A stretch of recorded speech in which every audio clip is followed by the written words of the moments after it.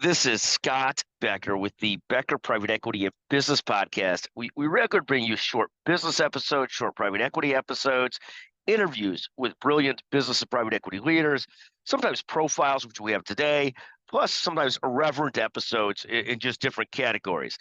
Today's discussion is Jeff Bezos and Amazon, 8 quick points.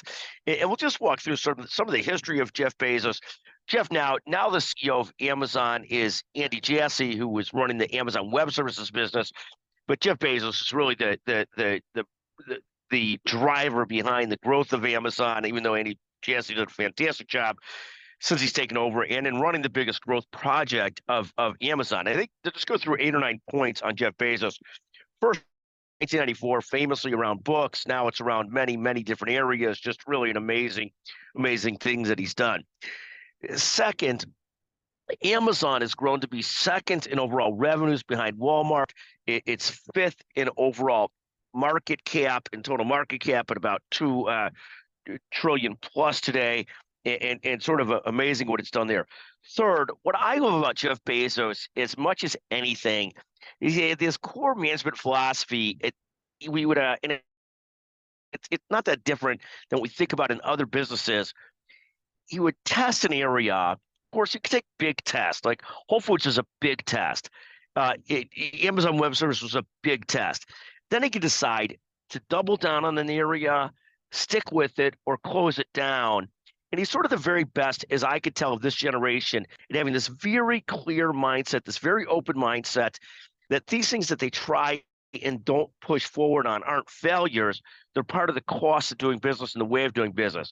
So in that mindset, you look at things like Amazon Web Services, which exploded in growth, became the biggest profit engine of Amazon. That was something they didn't originally know would be their biggest growth engine.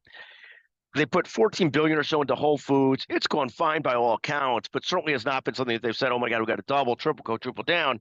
And so they sort of stayed the course on it. Third is they had the Amazon retail stores, which they've largely closed down. And that goes to the point of double down, stay the course, or close it down. And I think the thing that's the most impressive about it is this is constant. When people say, oh, he failed at this, he failed at that, he wins just by trying. It's amazing what he's done and that constant effort to try things and then decide, double down, stay the course, or close it down. I think it is an amazing perspective, amazing leadership. The fourth point I'll make about him is like Elon Musk. Somebody said this the other day, me jokingly. He's in the space business with Blue Origin. He's in the EV business. They're the biggest shareholder of Rivian, which hasn't gone that well so far, but not too different than Elon Musk, who's in the SpaceX business and the Tesla business. Jeff Bezos is also now in the Washington Post business too. He's got a whole different bunch of areas that he's in. But what a fascinating thing that he's done. The next thing I'll note is year to date, the stock's up about 30%. They're at about a $2 trillion market cap now. Next point, AWS, Amazon Web Services, has been the biggest growth and profit engine. We've talked about that some. The current CEO of Amazon, Andy Jassy, was formerly the leader of that. Very similar to Microsoft, where Satya Nadella was the leader of their Azure and cloud business, which has now become the growth engine or one of the hugest growth engines of Microsoft. I guess the last we'd say about Jeff Bezos, like so many highly successful alpha folks, he ultimately ended up splitting up with his wife, like Bill Gates did, like Warren Buffett did. Elon Musk has done a couple times, and ended up with a woman who is a broadcaster, no question, beautiful. Her brother is the one that dropped the dime on them. I mean, fascinating situation. Disclosed to the Inquirer that Jeff Bezos was having an affair with her. But every human is imperfect and flawed.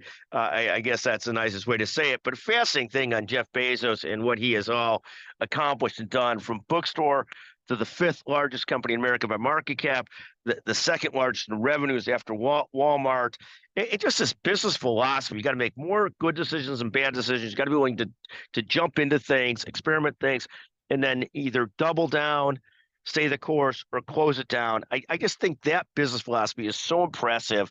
And I just love when people take shots at him for, oh, Amazon retail didn't go well. Amazon, this didn't go well. If any of us could do as many efforts as he did and know which ones to double down on, triple down on, we'd all be crazily successful. Again, Amazon, Jeff Bezos, thank you for listening to the Becker Private Equity and Business Podcast today.